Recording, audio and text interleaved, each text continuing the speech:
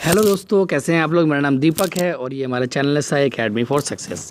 बच्चों, आज हम लोग ज्योग्राफी का एक बहुत ही इंपॉर्टेंट चैप्टर डिस्कस करने वाले हैं और जैसे कि मैंने लिख दिया है कि घोल कर पी जाओ। कुछ ऐसे क्वेश्चन मैं डिस्कस करूंगा आपसे कि प्राथमिक क्रियाएं, एक चैप्टर है 5वां आपकी बुक के अंदर। आपको ज़िंदगी में कभी परेशानी नहीं आएगी इस चैप्टर के अंदर अगर आपने एक बार ये वीडियो देख ली तो, और पूरे ध्यान से कंसंट्रेशन के साथ आपको ये वीडियो देखनी है। तो आइए बच्चों, शुरू करता हूँ मैं अपने क्वेश्चन और आंसर, और आपको बस ये मुझे बताना है कि आपको ये वीडियो कैसी लगी। चलिए बच्चों, शुरू करते हैं। सबसे पहले यहाँ लिखा है, जो मेरे पास क्वेश्चन आपके सामने आ रहा है, आर्थिक क्रिया और गैर आर्थिक क्रिया में क्या अंतर होता है। तो बच्चों, आर्थिक क्रिया वह क्रिया है जिससे हमें लाभ प्राप्त होता है, यानी ऐसा कार्य जिसे करने से हमें लाभ प्राप्त होता है उसे हम आर्थिक क्रिया कहते हैं। जबकि ऐसा कार्य जिसे करने से हमें लाभ प्राप्त नहीं होता है उसे हम गैर आर्थिक क्रिया कहते हैं, या ऐसी क्रिया जिसको हम लाभ के उद्देश्य से नहीं करते हैं गैर आर्थिक क्रिया कहलाती है। जैसे जब किसान खेती करता है तो वो आर्थिक क्रिया है। कोई टीचर अगर बच्चों को पढ़ाता है तो आर्थिक क्रिया है। हम अपने माँ बाप की सेवा करते हैं तो वो गैर आर्थिक क्रिया हो गई। हम कोई समाज सेवा कार्य करते हैं तो वो भी गैर आर्थिक क्रिया हो गई। तो ये तो हुआ बच्चों आर्थिक क्रिया और गैर आर्थिक क्रियाओं में अंतर।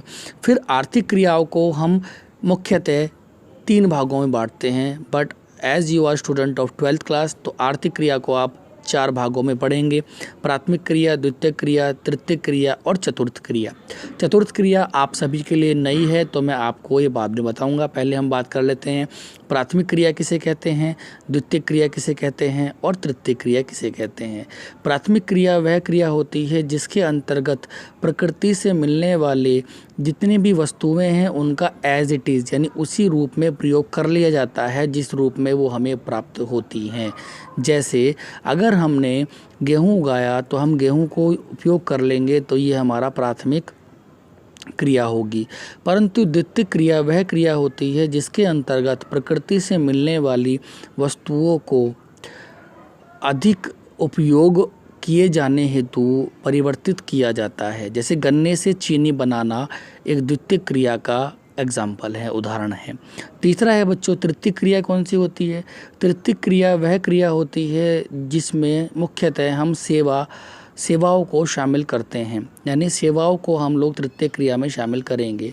मैं आपको एग्जाम्पल बता देता हूँ। किसान प्राथमिक क्रिया का एग्जाम्पल है, मछली पालन प्राथमिक क्रिया का एग्जाम्पल है, चीनी बनाना द्वितीयक क्रिया का एग्जाम्पल है, ईंटें बनाना द्वितीयक क्रिया का एग्जाम्पल है, और अध्यापन करना, बच्चों को पढ़ाना, इंजीनियरिंग और एडवोकेसी यानी वकालत, ये सभी एग्जाम्पल हैं आपके तृतीयक क्षेत्रों के। तो बच्चों, ये तो हुई प्राथमिक, द्वितीयक और तृतीयक क्रियाओं की बात। आइए आगे चल लेते हैं हम लोग कि आज जो पहले जो आदि मानव था वो क्या करता था, वो एक आखेटक था और भोजन संग्राहक था।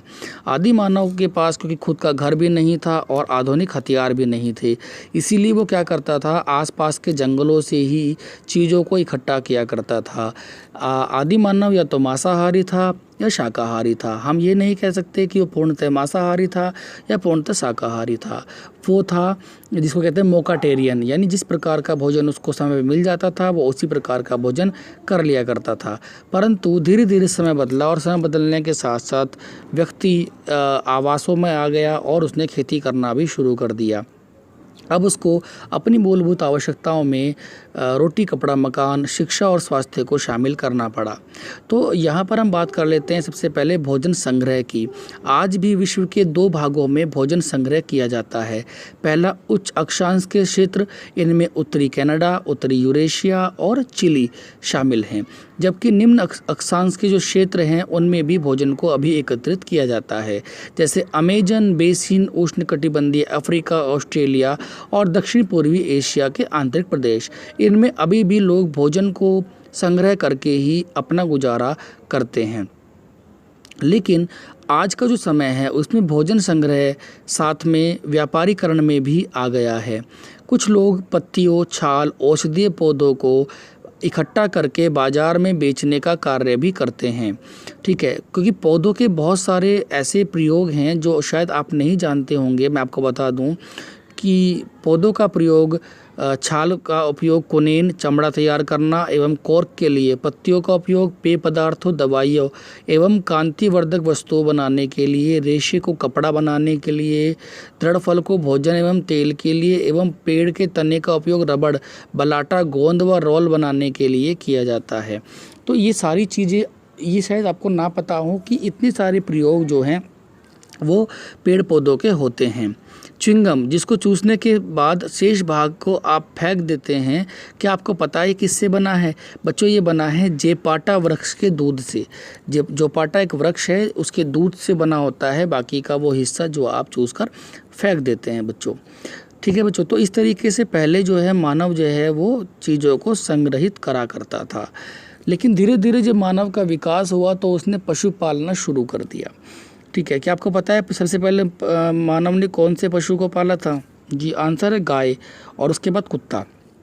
इन दो पशुओं को मानव सबसे पहले पाला था। बट यहाँ पर हम बात कर लेते हैं चलवासी पशुचारण की। चलवासु पशुचारण एक प्रकार के वे लोग होते हैं जो अपने भोजन, वस्त्र, शरण, औजार और यातायात सभी के लिए पशुओं पर निर्भर रहते हैं। यानी पशुओं से उन्हें मांस, दूध और बाकी वस्तुएं जो उनके बहुत यानी ऊन, ये सब चीज़ें उन्हें पशुओं से मिल जाती हैं। अलग अलग प्रकार के एरिया के अंदर अलग अलग प्रकार के पशु पाले जाते हैं।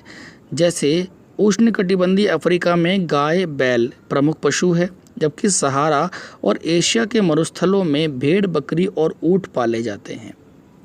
तिब्बत और एंडीज के कुछ भागों में याक या लामा पाले जाते हैं। तो ये ऐसे प्रदेश हैं जहाँ पर पशुचारण यानी कि आपको चरवाहे मिल जाएंगे जो एक स्थान से दूसरे स्थान पर समय समय पर आते जाते हैं। चलवासु पशुचारण के 3 प्रमुख क्षेत्र हैं जहां पर ये लोग आपको मिल सकते हैं। पहला क्षेत्र है मंगोलिया एवं मध्य चीन के आसपास का। दूसरा क्षेत्र है यूरोप और एशिया के टुंड्रा प्रदेश का, जबकि तीसरा प्रदेश है दक्षिणी गोलार्ध में दक्षिण पश्चिमी अफ्रीका एवं मैडागास्कर द्वीप के अंदर। तो यहाँ 3 स्थानों पर आपको चलवासी पशुचारण यानी चारागाह की तलाश में घूमने वाले लोग आपको यहाँ पर 3 स्थानों पर मिल जाएंगे। ठीक है बच्चों, भारत में रहने वाले कुछ पशु चारकों यानी गडरियों, जिनको हम लोग बोलते हैं चरवाहे, उनके जो नाम बताने हैं आपको तो वो इम्पॉर्टेंट है। गुज्जर बकरवाल, गद्दी, भूटिया, ये लोग ऐसे हैं जो कि ग्रीष्म काल में मैदानी क्षेत्रों से पर्वतीय क्षेत्रों में चले जाते हैं और सर्दियों में ये जो है जो सर्दियों वाले क्षेत्र से वापस अपने मैदानी क्षेत्रों में आ जाते हैं। इसको हम लोग प्रवास कहते हैं। जब किसी खास मौसम में कोई एक व्यक्ति या कोई व्यक्तियों का समूह एक स्थान दूसरे स्थान पर आता जाता है तो उसको हम लोग मौसमी प्रवास कह देते हैं।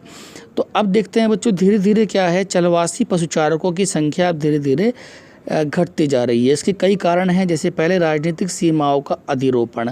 अब नई नई सीमाएं तय हो गई हैं, देशों के नाम तय हो गए हैं, देशों की सीमाएं तय हो गई हैं, इसीलिए चरवाहे एक स्थान दूसरे स्थान पर आसानी से नहीं जा पाते हैं।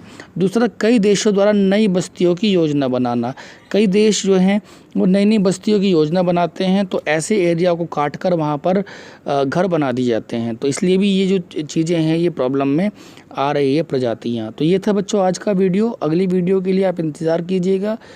ठीक है, अगर वीडियो अच्छी लगी हो तो लाइक कर दीजिएगा और बहुत अच्छी लगी हो तो शेयर कर दीजिएगा। Thank you so much.